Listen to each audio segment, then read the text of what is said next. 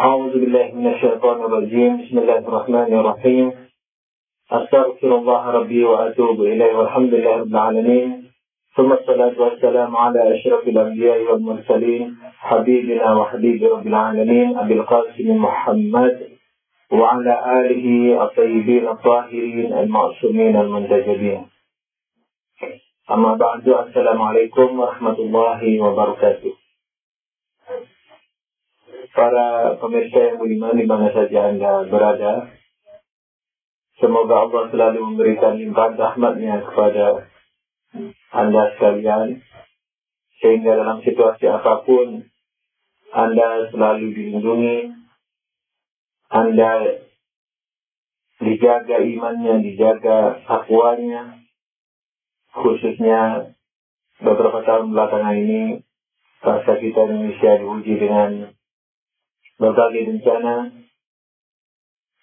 banjir yang tidak pernah berhenti dan seterusnya.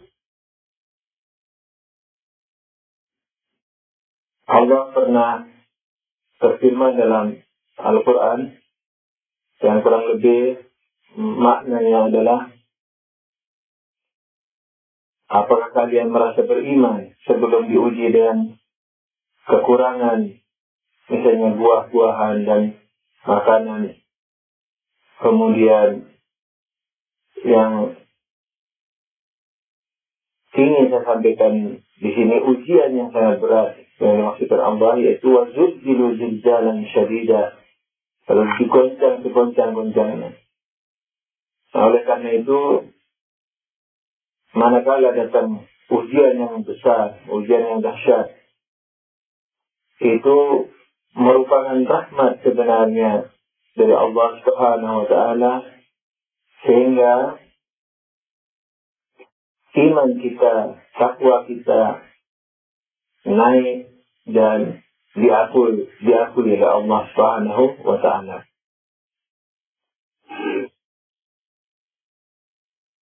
Oleh karena itu, ketika bencana menimpa kita, tidak mesti seseorang mengatakan bahwa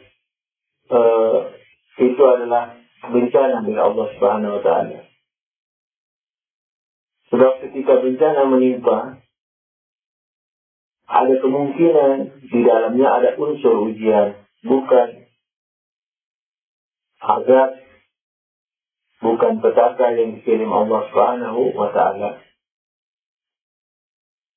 Memang sebagian daripada bencana itu ditujukan untuk sebagai peringatan, karena hikmah daripada bencana itu banyak dimensinya.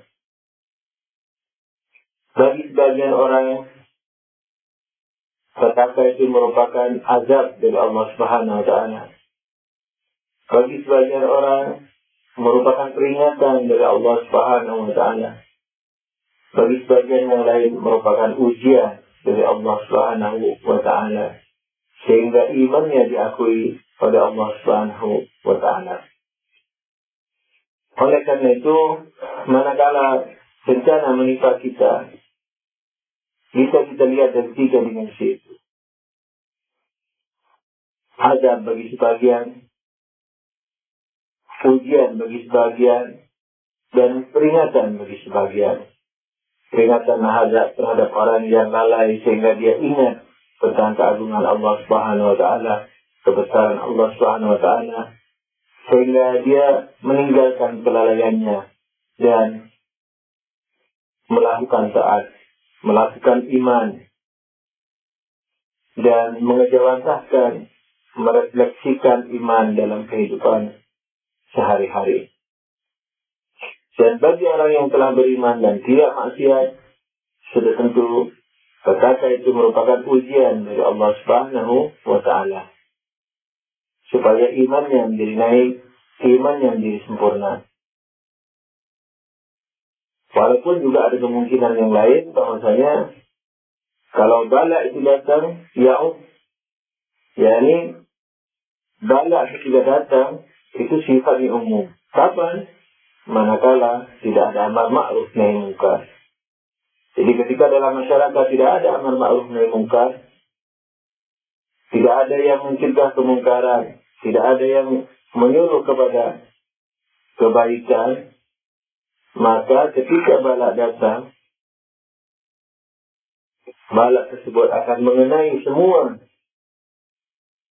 masyarakat, baik orang yang beriman sekalipun. Oleh karena itu, kalau seseorang telah beriman, dia tidak melakukan dosa, dan dia telah melakukan amal ma'ruf nahi munkar, seandainya masih juga terkena bencana, dapat dipastikan baginya bahwa yang datang ini adalah ujian baginya.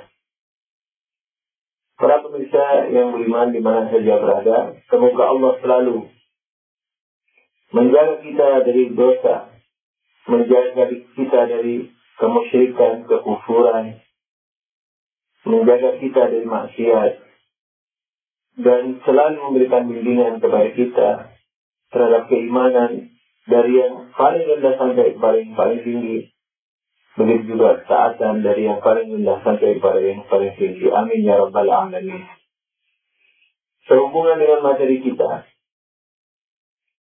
yaitu akhlak, dan pembahasan kita telah mencapai kepada materi manfaat dari akal. Dalam beberapa pertemuan terdahulu telah disampaikan bahwa pentingnya akal, bahwa akal itu rahmat dari Allah, bahwa akal itu adalah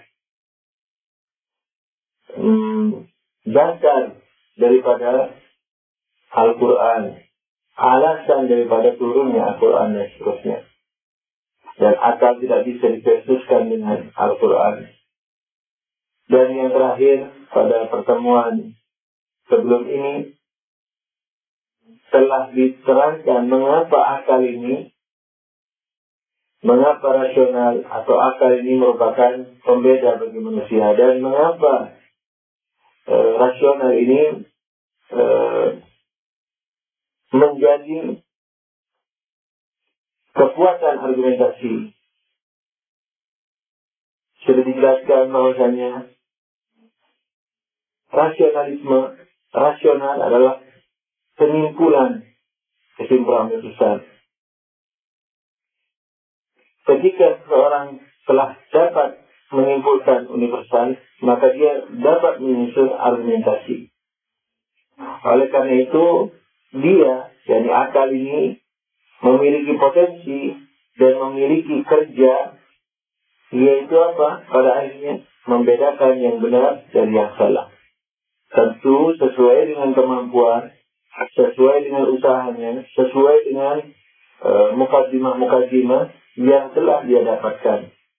Maka itu semakin banyak mukadimah yang dicapai oleh seseorang, maka semakin sedikit kemungkinan salahnya dalam argumentasi. Jadi akal selalu relatif. Tetapi relatif ini tidak melulu merupakan hal yang salah. Bahkan dalam hal ini, relatif harus dilakukan oleh manusia. Karena daya upaya dia hanya sampai di tingkat itu. Pertama, relatif bukan mesti salah. Ketika kita katakan relatif, tidak mesti salah. Tapi barangkali bisa salah. Banyak ilmu yang tidak relatif, yang absolut benarnya, yang dicapai oleh akal. Seperti 1,12, 2,24 ini absolut. Gula itu manis, 4 itu pahit, yang besar tidak bisa masuk dalam yang kecil. Ini absolut, sebagaimana telah disinggung sebelumnya. Jadi alasan orang, diantaranya alasan orang yang menolak akal karena relativismenya, ini juga bisa dikembalikan kepada mereka yang membaca Al-Quran. Kalau Al-Quran dihadapkan kepada akal, kemudian Al-Quran absolut, akal relatif, itu mengatakan bahwa Al-Quran yang tidak relatif itu Al-Quran yang dimaksudkan Allah Subhanahu wa Ta'ala. yakni Al-Quran yang Al-Quran. Tapi Al-Quran yang kita pahami dengan akal yang relatif, sudah pasti Al-Quran tersebut relatif juga. Oleh karena itu, dengan alasan relatif, tidak bisa seseorang menolak akal, kemudian mengatakan bahwa kita harus menggunakan Al-Quran saja. Sebagai seorang beriman, sudah tentu Al-Quran tidak ditolak. Menolak Quran sama dengan kufur. Tapi masalahnya, Al-Quran itu mesti dipahami dengan akal atau tidak. Ketika masalahnya dipahami dengan akal, maka akal memiliki wewenang untuk mempersiapkan dirinya. Oleh karena itu, orang yang, misalnya orang yang ada di negeri Arab, sama-sama memahami bahasa Arab. Baik petaninya yang tidak pernah sekolah SD, atau yang sekolah SD, atau yang sekolah SMP, atau yang sekolah sampai SMA, atau yang kuliah, atau yang sampai S2, S1, S2, doktor, atau misalnya kalau ada yang di pesantren sampai menjadi alim, mujtahid, itu semuanya berbeda. Tidak mungkin dikatakan satu. Padahal sama-sama mengerti bahasa Arab. Jadi ketika membaca Al-Quran, dari orang yang tidak pernah sekolah sampai kepada ulamanya, sampai kepada doktornya, profesornya, atau ulamanya, maka sesuai dengan gradasi yang ada, daripada mukadimah akal, daripada kekuatan akal yang dimiliki oleh seseorang yang ingin menatap Al-Quran, maka sejauh itu pula perbedaan terhadap pemahaman Al-Quran. Jadi, akal manusia tidak bisa dihadapkan dan dipertentangkan dengan Al-Quran, sekalipun dengan alasan relatif. Karena pemahaman terhadap Al-Quran tergantung kepada masing-masing akal manusia. Nah, oleh karena itu, akal ini memiliki kaidah, dan dengan kaidah itu pula dia berusaha untuk memahami makna Al-Quran. Misalnya satu contoh, dalam Al-Quran dikatakan ketika iblis tidak mau bersujud kepada Adam, Allah mengatakan, karena mengapa engkau tidak mau bersujud kepada makhluk yang kucipta dengan kedua tanganku? Nah, ketika Allah mengatakan kedua tanganku, dalam bahasa manapun yang namanya tangan, seperti tangan kita ini, artinya bendawiah, terlepas mau punya jari berapa, mau panjang berapa. Yang jelas, ketika dikatakan kedua tangan, maka jasmaniah, bendawiah, materi. Nah, tapi karena akal mengatakan bahwa kalau Tuhan materi, misalnya punya dua tangan, atau kalau Tuhan materi, supaya bisa dilihat nanti di surga.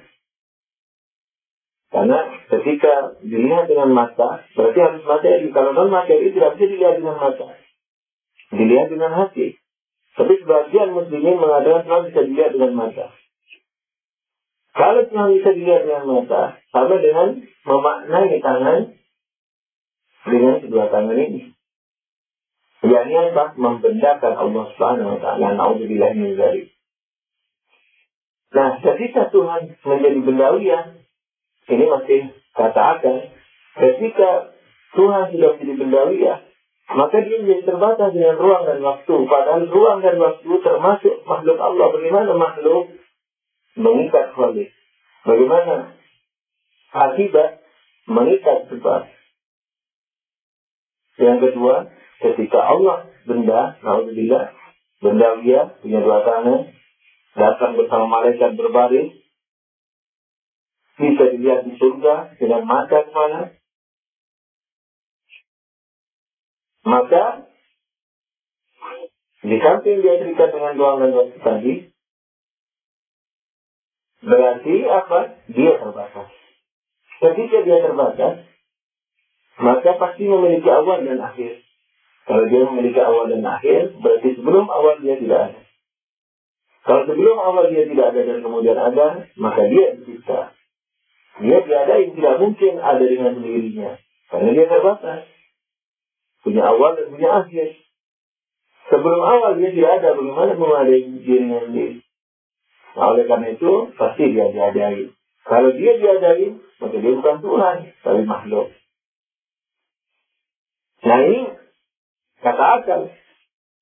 Sekarang mata kita dihadapkan kepada, atau kita dihadapkan kepada Al-Quran yang menyatakan apa? Tuhan datang nanti di akhirat bersama malaikat berbaris. Mengapa kau tidak mau sujud kepada Adam yang mencipta dengan kedua tanganku? Atau misalnya ayat-ayat yang lain yang bisa sepintas dimaknai dengan jismiyah, bendawiyah. Nah sekarang bagaimana penyelesaiannya? Ini contoh yang konkret. Makanya sebagian muslimin banyak mendapatkan melihat Tuhan di surga. Padahal berarti membatasi Tuhan. Berarti Tuhan di depan, tidak ada di belakang. Karena nanti ketika orang mau melihat Tuhan, pasti dengan kedua mata ini. Matanya di depan. Nah itu Tuhan di depan. Tidak ada di belakang kita. Tidak ada di dalam diri kita. Jadi sudah terbatas dengan depan itu. Padahal depan, belakang, atas, bawah itu semua adalah tempat dan makhluk. Imam Ali alaihissalam pernah ditanya, Aina Allah? Di mana Allah? Di depan, di belakang, di atas, di bawah, di samping. Aina? Di mana? Imam Ali alaihissalam mengatakan, Allahul ladzi khalaqa aina, fala aina lahu. Allah lah yang mencipta aina. Allah lah yang mencipta di mana. Maka tidak ada di mana buatnya. Oleh karena itu, tak ada di mana baginya. Jadi di mana itu merupakan makhluk Tuhan. Aina, tempat, depan, belakang, kanan, kiri, merupakan makhluk Allah. Maka itu makhluk ini tidak bisa mengikat Allah Subhanahu wa Ta'ala. Para pemirsa yang budiman di mana saja Anda berada. Ketika kita dihadapkan dengan kenyataan seperti ini, Al-Quran mengatakan punya dua tangan. Kemudian nanti datang bersama malaikat berbaris dan seterusnya. Sementara akal mengatakan mustahil Allah terbatas, karena Allah pencipta dan tidak dicipta, maka sudah tentu di sini akal akan memahami lain dari ayat tersebut. Ini contoh konfliknya. Tapi orang yang tidak mau menggunakan akal, yang merasa dia harus ikut Al-Quran dalam artian dia, dalam persepsi dia mengikuti Al-Quran. Sebab orang yang mengikuti akal mengatakan saya juga ikut Al-Quran. Justru saya yang ikut Al-Quran karena Allah mengatakan apabila saya kita. Tidakkah kalian menggunakan akal kalian? Jadi ketika saya menggunakan akal membaca Al-Quran, berusaha memahami Al-Quran, saya berarti ikut Al-Quran. Tapi kalau tidak menggunakan akal, lalu membendakan Tuhan, maka inilah yang tidak ikut Al-Quran. Padahal dia merasa ikut Al-Quran. Oleh karena itu para pemirsa, akal ini merupakan sesuatu yang menjadi alat. Katakanlah alat terakhir, alat yang sangat necessary, alat yang mesti dimiliki di samping alat-alat yang lain seperti bahasa Arab dan sebagainya, untuk memahami Al-Quran. Nah, oleh karena itu dia punya rumus akal ini. Seperti yang besar tidak bisa masuk dalam yang kecil. Yang benda pasti terbatas. Yang benda pasti terikat dengan ruang dan waktu. Ini merupakan rumus akal yang absolut, tidak bisa diingkari. Nah, ketika rumus akal yang absolut bertentangan dengan lahiriah Al-Quran, ada dua di sini. Ada dua golongan. Yang pertama, mengikuti Al-Quran lahiriahnya. Yang kedua, mengikuti Al-Quran, takwilnya. Nah, jadi yang pertama ikut Al-Quran dalam arti lahiriahnya. Yang kedua, ikut batiniahnya, takwilnya.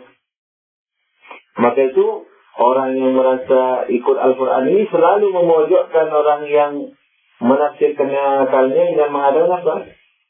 Mereka telah menafsirkan Al-Quran dengan akal. Atau mereka mengatakan bahwa mereka telah menakwil Al-Quran. Sementara yang tahu takwil Quran hanya Allah Subhanahu wa Ta'ala. Dengan alasan ayat yang mengatakan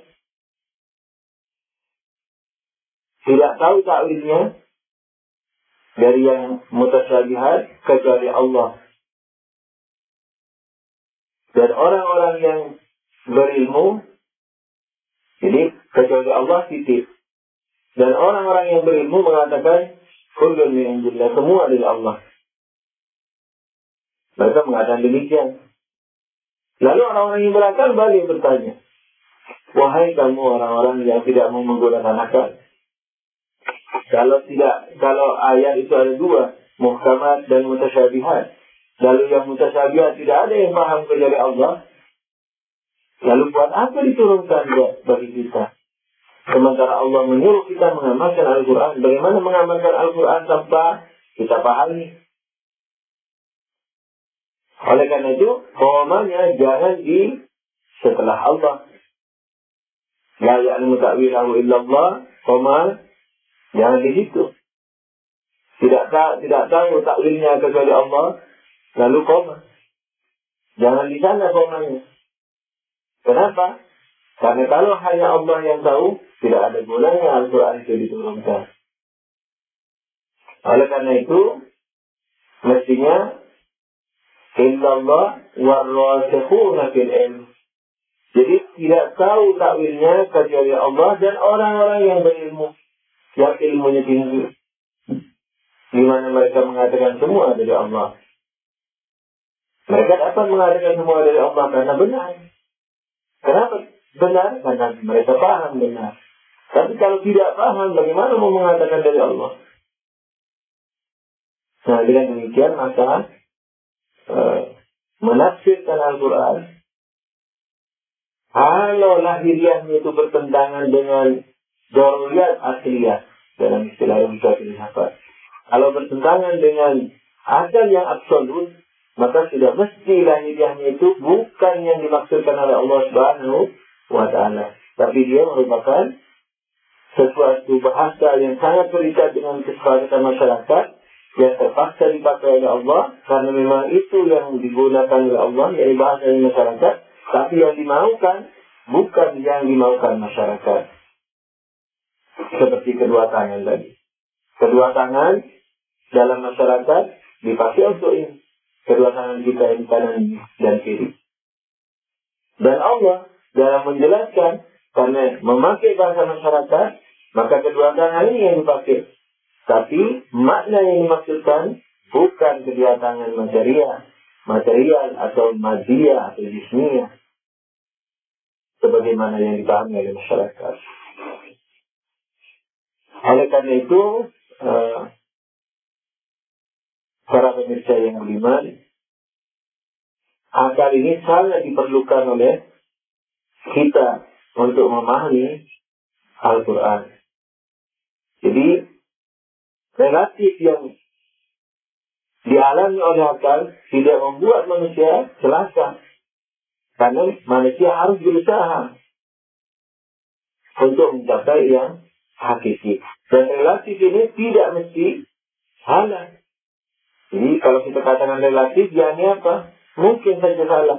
Tapi sebagian relatif yang kita globalisasikan ini merupakan sesuatu yang absolut, seperti yang besar dari benda tidak bisa masuk ke dalam yang kecil.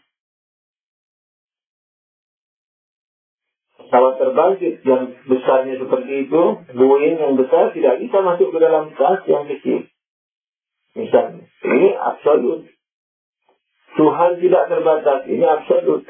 Kita semuanya terbatas, manusia terbatas, pohon terbatas, gunung terbatas. Ini semua absolut. Dan kita mengatakan bahwa semua alam, karena dia campuran dari yang terbatas, gabungan dari yang terbatas, maka alam semesta ini juga terbatas. Ini absolut. Dan ketika mengatakan karena alam ini terbatas, berarti ada awal dan akhir. Ini juga absolut. Kalau ada awalnya, berarti sebelum awal tidak ada. Ini juga absolut. Kalau sebelum awal tidak ada, kemudian setelah awal mulai ada dan menjadi ada, ini juga absolut. Dan kalau sebelum awal tidak ada dan setelah awal ada, maka dia diadain karena yang tak ada tak mungkin mengadakan dirinya. Ini juga absolut. Oleh karena itu alam yang besar ini memerlukan kepada pencipta yang tidak terbatas. Ini juga absolut. Nah, dengan demikian maka dalam mencari ma'rifatullah, ma'rifatul Quran, ma'rifatul riwayat, ma'rifatul ahadis, ma'rifatul akhirat, mencari pengetahuan tentang Tuhan, tentang Nabi, tentang hadis, tentang hari kiamat, dan seterusnya.